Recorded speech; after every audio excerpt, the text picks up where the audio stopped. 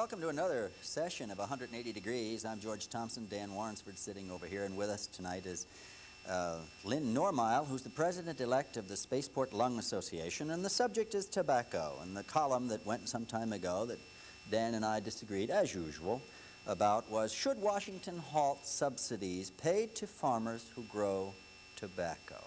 I said yes. Dan said no. I'll give him an opportunity in just a moment, and Lynn will have a chance to come in with an approach from her side.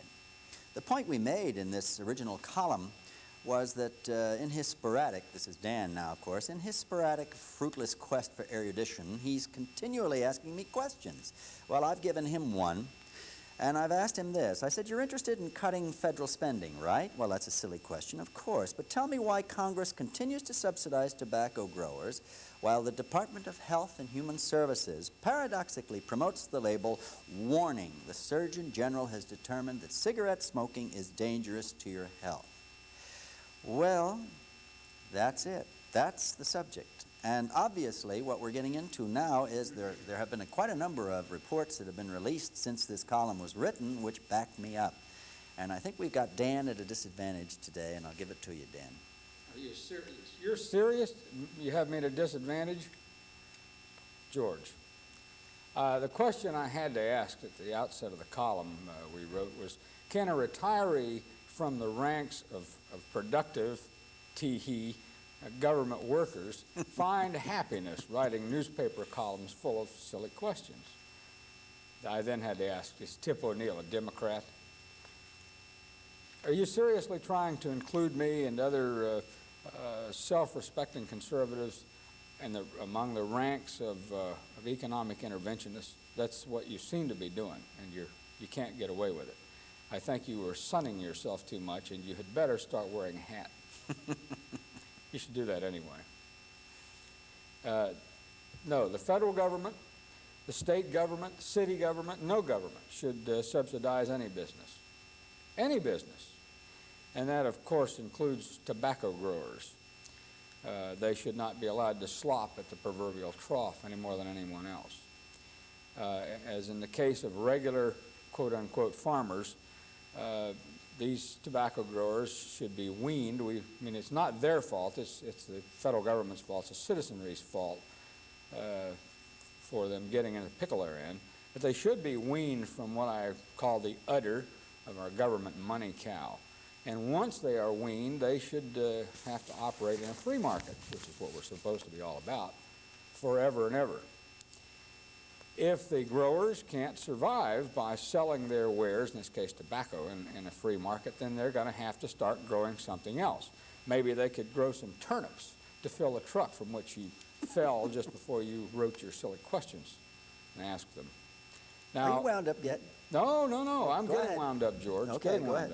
There is one thing worse than paying subsidies to tobacco farmers, and that is, namely, reading and listening to this caterwauling of you non-smokers and reform smokers, which are the worst kind. Sounds like a bunch of modern Carrie nations, George.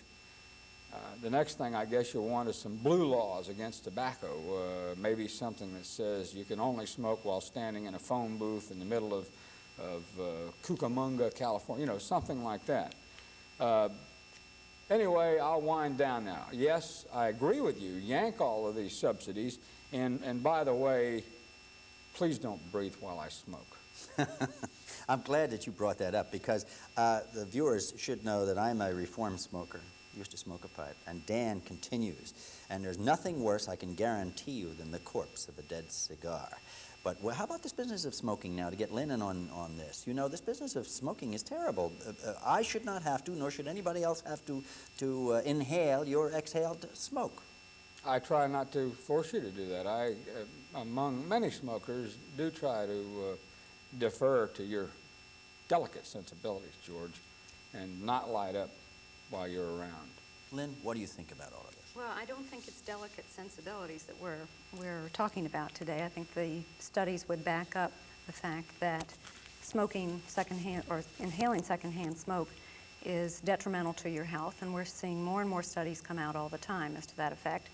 And I think that there are many courteous smokers out there who would have us non-smokers not be uncomfortable based on their smoke, and would want us to continue on. And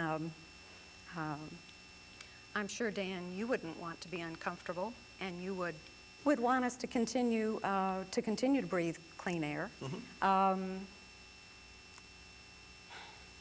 Go ahead. You're doing fine. Okay. You're doing fine. Can Dan, we what cut do you this think part of about the this? tape? Now, you've already given us some thoughts on this. The fact that you're a smoker, yes, and the fact that you don't want tobacco subsidies any more than I nor anybody else. I'll tell you the doesn't give fastest way to get me to stop smoking. What's that? Charge me $100 an ounce for pipe tobacco. Yeah, I dare say. That wouldn't Now, be a as bad long as idea. Uncle is going to supply tobacco farmers with money, and I'm going to be able to buy a very good, if you're a pipe smoker, very good pipe tobacco for Sure. $12 a pound. Sure. I'm going to buy it. $100 a pound, forget it. I'll chew on toothpicks or something if I have to. Lynn, to earlier when we were chatting outside, you had said something about this business of making tobacco smoking cost-effective. Well, the excise tax on cigarettes is only roughly $5 billion a year, and the cost of smoking to our society is over $100 billion a year. And I think that it certainly When you say- demonstrates that it's not cost-effective for Sure, us to be sure. smokers as a society. When you say $100 billion a year, how do you mean? What kind of costs are they, for example? What kind of Well, costs that are we talking includes about? all of the health-related illnesses that smoking causes us, the hospital costs and so on of maintaining all the various diseases, and hopefully looking for cures, and Sure. buildings burning down and taking people with them. All of those costs Smoking are in thrown bed, into that kind of thing you're talking about. all of those costs are thrown into that $100 billion a year. So I think we, as a society, can see that it's not cost-effective. I would like to see a tax placed on cigarettes, which would be a user's fee, in the excise tax specifically, which would help underwrite the cost of smoking to society. And I think that this increased cost for buying tobacco would help the smoker make a determination as to whether or not they want to. Like Oh, Dan just yeah. said just a minute You ago, pulled my right? chain. You pulled my chain. Right? 2 points. Number one, if you give our legislators another tax, they're going to spend it. And you can bet your bottom dollar they're not going to spend it helping anybody with problems related to tobacco. They're going to blow it somewhere. I'm No not tax. suggesting giving it to No our tax. legislators. I'm suggesting that this tax also come in the form of higher health insurance costs for smokers who are in that higher risk group. Well, that happens anyway. But I it's can get no, life not insurance. anywhere nearly as much as it should be. Well, okay. You're but not paying for the cost of your you- habits. You're taking a position that we have to treat smokers as criminals. I'm not a criminal. Why I got not? hooked Why hooked not? on weeds when I was 13. Yeah. Like a lot of people. And I'll admit, it's not a good habit. But I quit smoking cigarettes, but I still enjoy pipe tobacco. I'm not a criminal.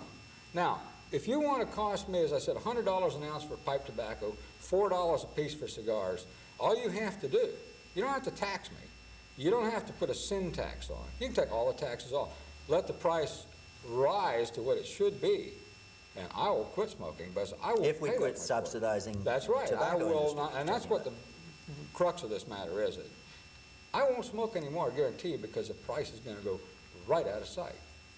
There's not that big a market. Well, for I it. think that the smoker should bear the cost of his own habit. I agree. I'm not saying that you don't have the right to smoke. I think you do.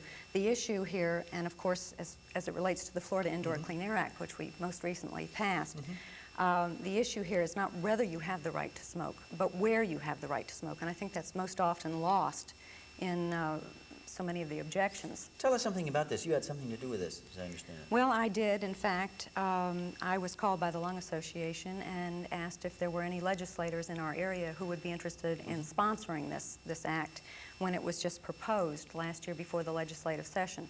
And I said that I had a lady in mind who was a very brave lady, and I thought that she would be more interested in the issues than in the obvious scars that would result from supporting this legislation. And her name was Representative Marilyn Evans Jones. And this lady has really gone to the wall over this issue. You said brave. Why do you? She's very brave because she's fighting tobacco interests and lobbyists and so on, which can make life, let's face it, very unpleasant for you. if Is you're there much trying to pass- tobacco grown in Florida?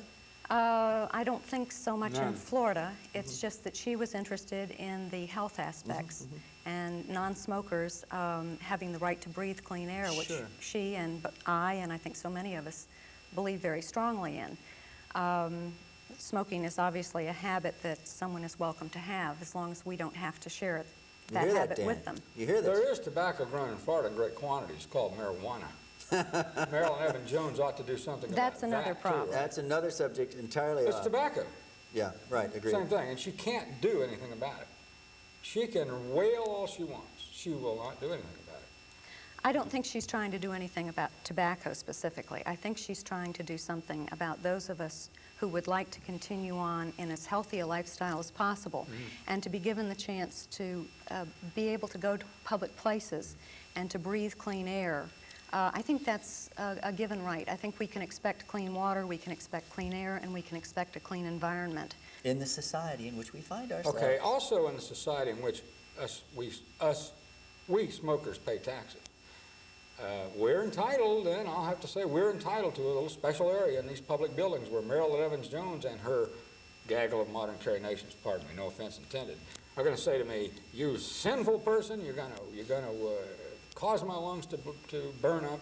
Well, it's You true. can't. I need a special place. I bought that building This too. law provides for a It special does? place for smokers, Now, yes. okay, that's fine. I didn't know that. One thing that does bother me, I think she included private businesses in this. Is that not true? She has Or wants to? well, it's not want to, it's been passed. Let me say this about that.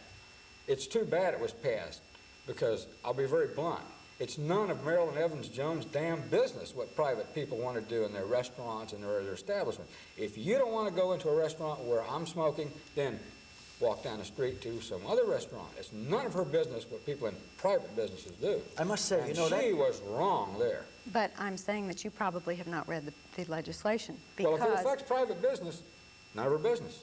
the stipulation in the law for private businesses has it that the employer sets the smoking policy, Why should Marilyn Evans Jones which or you is or me, a anybody- democratic vote among those who work there as to whether or not and how they want to set up their smoking policy on an individual basis. So Marilyn is really not into the private office. Listen, every Democratic. legislator- Wait a minute. Dad, You every- can't. Wait a minute. If someone has money invested in a business, there's nothing democratic about that business.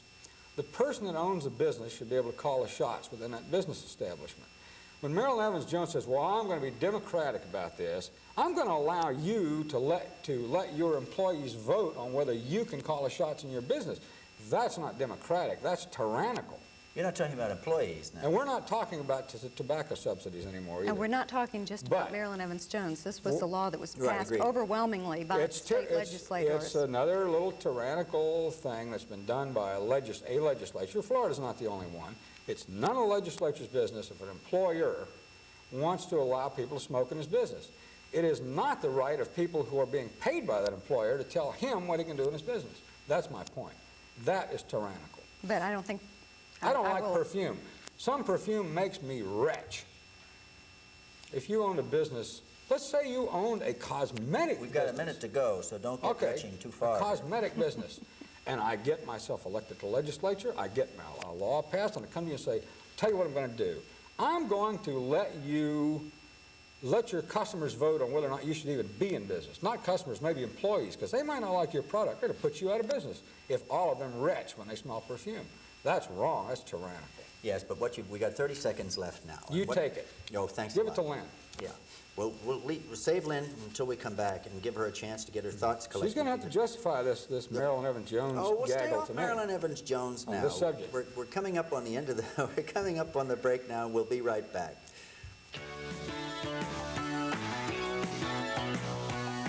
My old man was really something. You're stupid! There he is! Hey, stupid!